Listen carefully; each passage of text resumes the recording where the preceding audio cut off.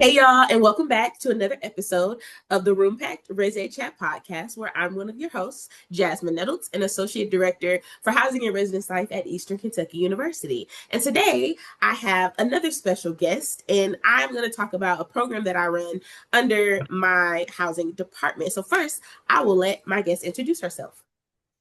Hi, everybody. It is a pleasure to be here and an honor, too, to share this space with Jazz. I am Dr. Shirley O'Brien. I'm in the Department of Occupational Science and Occupational Therapy here at Eastern Kentucky University. My background is in sensory integration, which is kind of how I got into this whole area of kernels mentoring kernels that we'll talk about. Yeah. So a little bit about what we're going to talk about today. So one of the cool things that I get to do, obviously all things retention and student engagement, I manage a program called, or co-manage a program called the Kernels Mentoring Kernels Program. So this is a neurodiverse peer mentorship type of program in collaboration with the Occupational Therapy Department and Housing and Residence Life. So I know you may be thinking, how did this come about? Why do these two offices work together to run this program? And so for our first question to start our chat, Dr. O'Brien, where would you say the idea for CMC came from? Okay, I have to be very honest. This came from a student who Yeah. was a resident assistant, Mhm. uh, and she was in my sensory processing and occupation class. And Mhm. she looked at all the assignments and she said, Dr. O'Brien, I don't want to do these. What I want to do is address an issue we're having in res life. Mhm. So I said, what is it? And she said, well, so many of the roommate problems we're seeing stem from people who may be on the autism spectrum or have sensory processing difficulties. Right. So I want to develop a program to help them fit in better at college. So that was her project for the semester. And we researched it together. We met. It really was more of an independent study because I just Mhm. wiped all of her assignments out of the class, and we went with it. And this was Yeah. 2015, Mhm.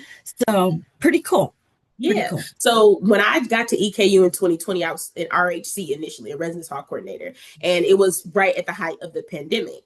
And everyone was having communication issues and things like that. So when I became an AD in 2023, the very specific, like the nuance of the roommate issues, I started to also notice the difference in communication for students who were struggling with sensory, but also the difference in personality development and just the things that students were comfortable doing. One of the biggest things we would get with our students was their ability to have traditional social interactions. And so once I became an AD and took on the program really had been used to assist with having those difficult conversations, but we were able to transition it more into, let's also teach them more skills. Let's pair them up with other mentors, which was what they were doing initially. But the house, our side of the house with the events became, what can we teach them? What can they take away? And so I want us to talk maybe a little bit about the first steps when we started our partnership, because it had gone through a couple different offices. The counseling center kind of played a role for a little bit. We had people from like advising who were referring students. But when we started together, Dr. O'Brien, is there anything you remember from when we first started to transition the goal of the program?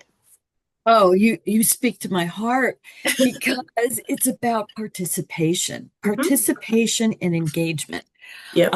As occupational therapy, and again, most of our mentors came out of occupational therapy because we used it as a fieldwork placement Yeah. also.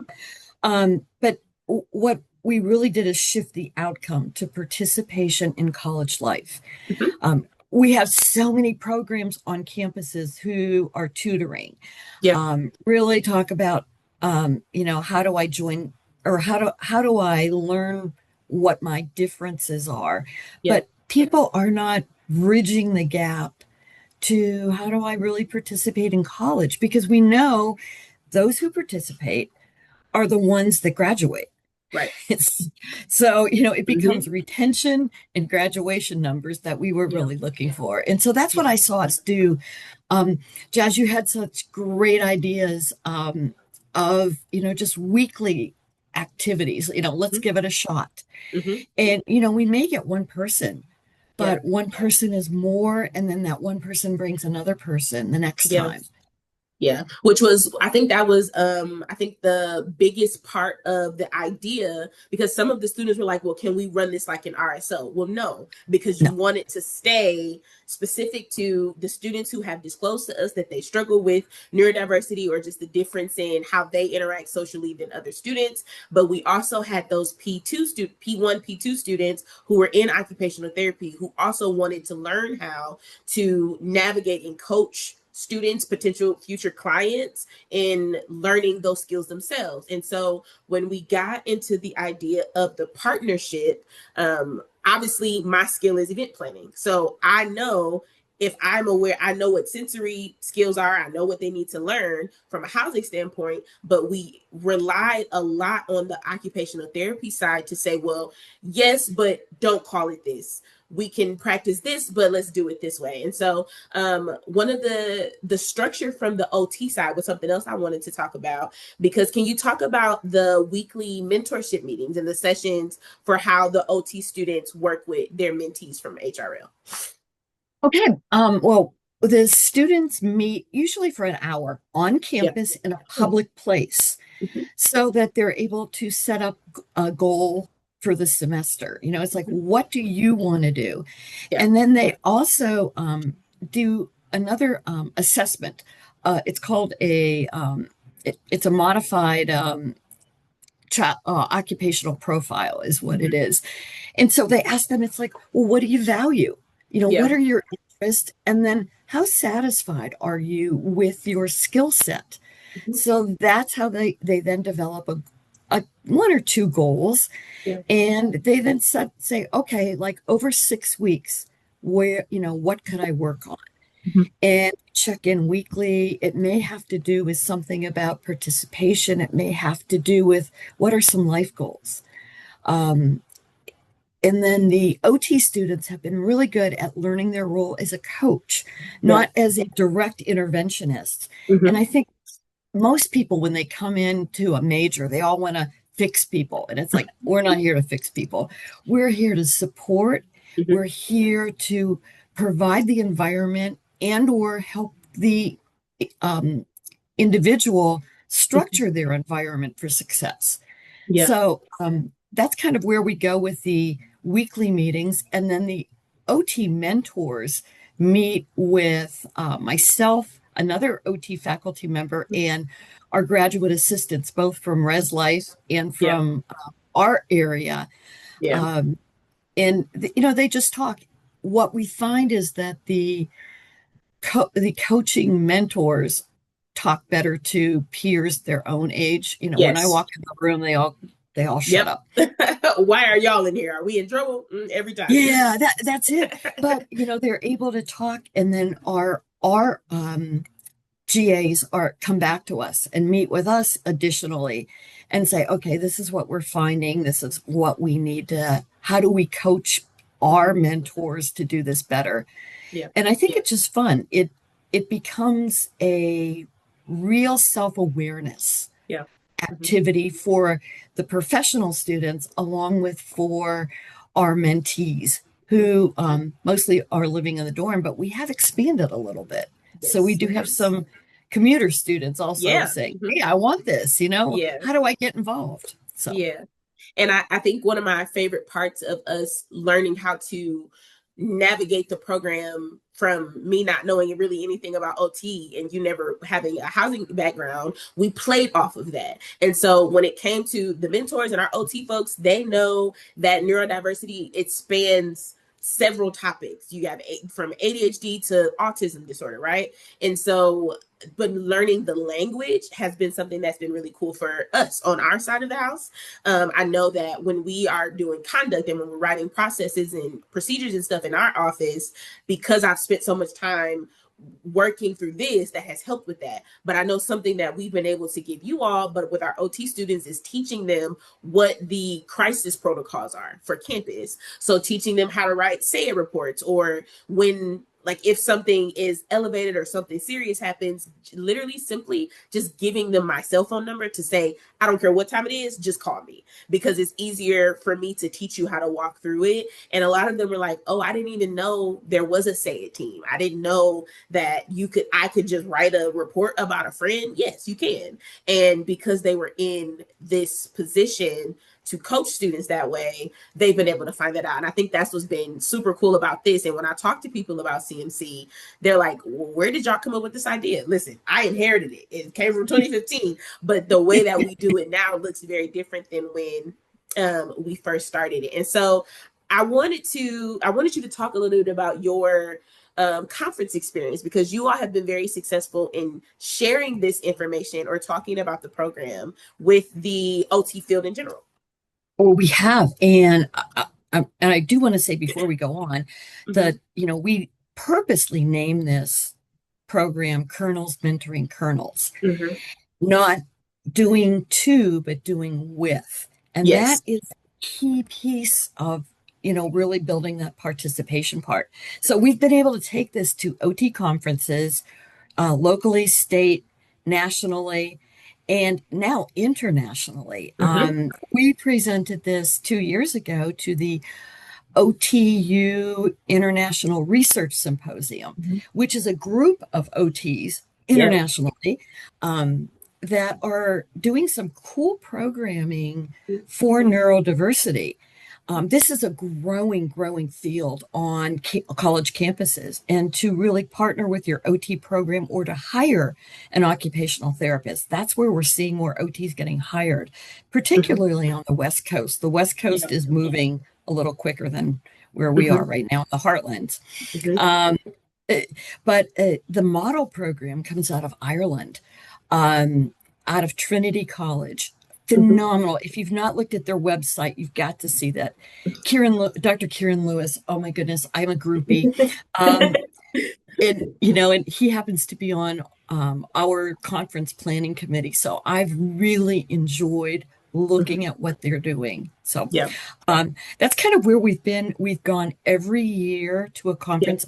We've presented at the Ohio Low Incidence Conference, OCALICON, which is now a virtual conference, and we get rave reviews. I just looked at our evaluation data from this past year, and it was like, oh, you got to come back. You are on the cutting edge of looking at transition programs. And I think it's because of our focus, Jazz, of looking at participation and engagement.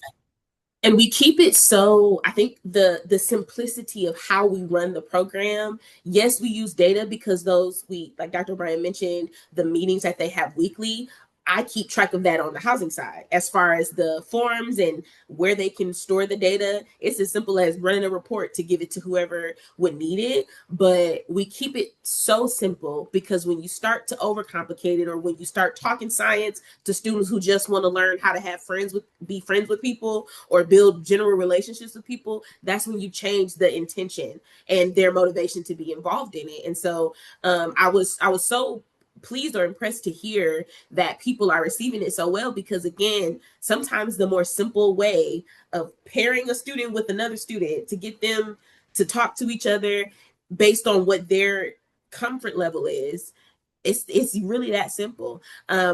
Something else I want to talk about too is the structure. So you have a GA, I have a GA, and my GA, most of the time, my graduate assistant, they are an occupational therapy student, and yours is obviously as well. Their relationship, I think, has also something that we don't see a lot when we look at transition programs, is there isn't always a voice from each side that's involved, right? And so and so I wonder, has there been a moment in our collaboration that stood out to you the most, as far as this is really working, or this is going to work? I think from the get-go, I really do, because Caitlin Palmer was the student involved at the time. She's now married, but she really set the tone for what was going to happen in Res Life. Mm-hmm.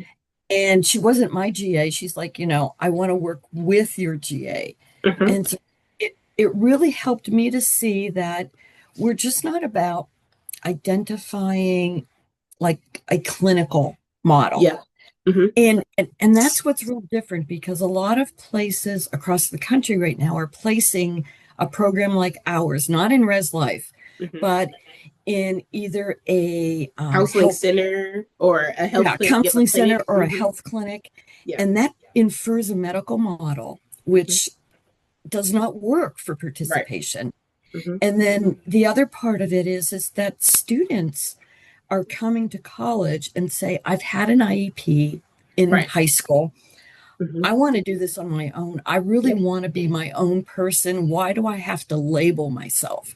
Yeah. Well, all of a sudden, by again taking that word neurodiversity out, even though it's inferred, Right. with Colonels mentoring Colonels, they're like, okay, I could be part of a program Mm-hmm. and I'm not identified for my uniqueness. And we always Mm-hmm. call it strengths based. Yeah. So that's been the real benefit. And so that's what I've seen all along. We Mm-hmm. have strengths-based graduate assistants, and they Yes. somehow they know that. Yeah. I don't Mm-hmm. know if we just recruit them. They're just Definitely, yeah, definitely on the housing side for sure. Because I've been very lucky because my GA position also has to be able to help me in the traditional housing things as far as retention and engagement. So having someone who has the OT background has always been helpful for me. But them also being a former student staff member, fantastic, because I don't have to teach you curriculum. I don't have to teach you why this is important. But that also allows for them to teach their co-grad in working with this program to be helpful. And so you said the word benefit, and I want to make sure that I also bring this up too for people listening. Incentivizing this program, this is an unpaid thing. Other than our GAs, our mentors don't get paid, the mentees don't get any type of incentive outside of something that we started recently. So now towards graduation, any mentor that completes their 10 sessions with their mentee, but our mentees as well, they get a graduation cord. And I think that came from the idea of us wanting to, one, give them recognition for the achievement of completing the program, but also something for them to get, because a lot of these students, again, they're not in traditional programs. They're not in traditional RSOs or clubs or jobs on campus to get the stoles or the pins that people wear at graduation. And so I would say anyone considering creating something like this, don't forget to add something for the students to take away, like a piece of swag, like a t-shirt or something like that. But the cord has been the most successful thing that we've done, and I think we've been doing that now for the last 2 years. 2 years. And it's Yeah. OT. We did a braided cord of white and green for the things. So yeah. And it's really exciting when you see a student walk across the stage for Mm-hmm. graduation who has been a Mm-hmm. part of our program. There is nothing there's nothing more heartwarming and Yeah. fulfilling as a Mm-hmm. faculty member to say, Yes. oh, that's one of ours, Yeah. and to give them the thumbs up as they walk off the stage, and Mm-hmm. it's like, yeah, here we are. Yeah. We got this. Yeah, way to Exactly, go. and we know what that means, and especially when you realize, like, people who take their grad pictures and you have to explain what's in your photos. We were very intentional about the cord that we chose, because nobody, nor their office or OT doesn't use the braided cord for anything. So we picked something that would be so specific to them, as an achievement to complete the program, either in their senior year or just whatever, to remind them of whatever year that they completed it, that they did it, which has been so cool. So I wanted to also make sure that we talked a little bit about maybe the future of the program and where do we see it going from here. Well, I think the partnership with Res Life Mm-hmm. really is what keeps us going, because Yeah. it grounds us. And it's my dream that we will also start to look more from a commuter standpoint. Yes. Mm-hmm. Really, because we're learning that more of our students are not living on campus. Mm-hmm. They have needs. They want to be a part of a group, but they don't know how to socialize within. Yeah. So that's where I see us moving toward. Mm-hmm. And I also see us building this program Mm-hmm. through our freshman studies the GSD courses, Hmm. talking with the GSD coordinator just to promote it, to Yeah. look at what do we have to offer, particularly, OTs approach this from our skills are not just in activities of daily living. We like Yeah. the activities in the occupation, but, sleep schedules, Hmm. learning how to organize, Right. uh, all of those executive function pieces that coming out of COVID, Hmm. so many of our populations really need. So I think that's my dream, that we move into that idea of a broader OT Hmm. perspective. Yeah. And that ideally, I would really like to have an OT at least part-time somewhere in student services. Yeah. Um, right now it's you and I volunteering our time. Right. But, Yeah. I really do think looking at this differently, and that's where this international movement is moving toward, Hmm. with hiring OTs, and not just putting it in terms of accessibility, but Hmm. really putting it in terms of participation. And that's why Yeah. student services is key. Right. And I'm glad you mentioned the commuter part too, because it reminds me of what I wanted to share too before we start to wrap up. Um, Advertising the program and how you present it is going to be key to anyone that's creating any type of initiative like this. I know something that I am very fortunate to do, just also in my role in housing, is I get a lot of FaceTime with parents when we're doing orientation and different things like that. And so adding in the Colonel's Mentoring Colonels, when we talk about what our services are for housing, has helped significantly. And parents making us aware that my students, they may not reach out to you, but could you be aware of them? And so we do a lot of direct outreach to students. If I get a name from we created the referral.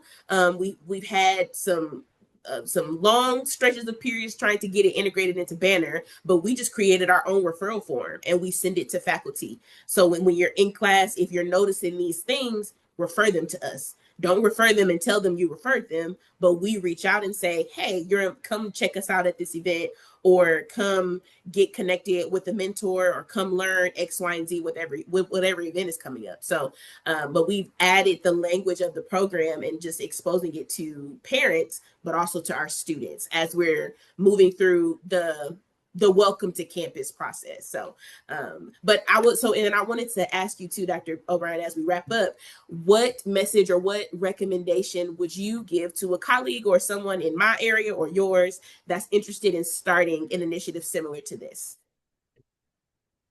I think you need to look strengths-based. And that has to be key. It's not looking at disability, but it's looking at ability to Yeah. successfully complete college, Mm-hmm. and look for partners. I mean, we are a great example of partnership. And, again, we're just thrown into it. Mm-hmm. Most people would not think that we would have a role in Res Life. Boy, I really see a big role. Uh, Yeah. Res Life really fits for me. And, Mm-hmm. and the other thing, I want to go back to something you just said, Jazz, Mm-hmm. was about, we do a lot of outreach, and we talk to families when they come on tours, Mm-hmm. because a lot of times students will come through our department, just saying hi, Yeah. being a relator. A relator is a good Mm-hmm. thing. But having something on your web page, and I think that's where we've struggled, it's just where we are institutionally, but Yeah. really talking about it so that you've got those little links in there, people will know about it. Mm-hmm. And then coming back at just inviting people to participate. That's Mm-hmm. what it's about, that invitation. Hey, we're having a cookie decorating contest this week. Mm-hmm. Why don't you join us? So Yeah. that's kind of what I can offer. Yeah, and I think I know that I forget the specific statistic, but we are having more students who are self-disclosing their struggles with neurodiversity and their achievements with neurodiversity, because being autistic or having ADHD or any type of disorder is what people would call it. It doesn't make college something you can't do. It just makes it a little bit harder. And so us making sure that information is somewhere students can get to it whenever they need it, that has been probably one of the biggest struggles, but we just do it all the time now. So we're like, if I can put it somewhere, we started using social media more to advertise the program, and we're about to start the next, which Dr. O'Brien, I'll be in touch with you soon. We got to do the next thing for orientation before we come up. But yeah, so I think just from the Res Life side, I would add that if this isn't something, because I had absolutely no background in working with OT or students with neurodiversity, until I became an AD that had to manage this program. But just asking questions and not being afraid to say, can we try something like this, has been beneficial for me too. So I would recommend anyone being asked about it, even if it's not going to be your role in housing and res life, read the literature, ask them to educate you, anything you can do. Like my event skills, listen, I'll do anything. We have a budget for events, let's do it. So but yeah, I love it. But thank you so much, Dr. O'Brien. It is always a pleasure getting to talk to you. Did you have any other parting thoughts before we wrap up? No, I really don't. There is a journal that is currently in development stage. The first edition, they have a call for papers that's looking at, it's a little bit broader than student life. It's looking at occupational health and needs of college students. I will get that for you so that way we can put it as a reference. I didn't even think about that. Awesome. Yeah, just send it to me and we can tag it with the episode. You got her. You got her. Well, awesome. Thank you so much for having me. This has been so much fun, and I love working. Thank you so much, Dr. O'Brien. Thank you so much, listeners, for tuning in again to another episode of the Roompact ResEdChat podcast. And I will see y'all next time. Bye-bye. Take care, everybody.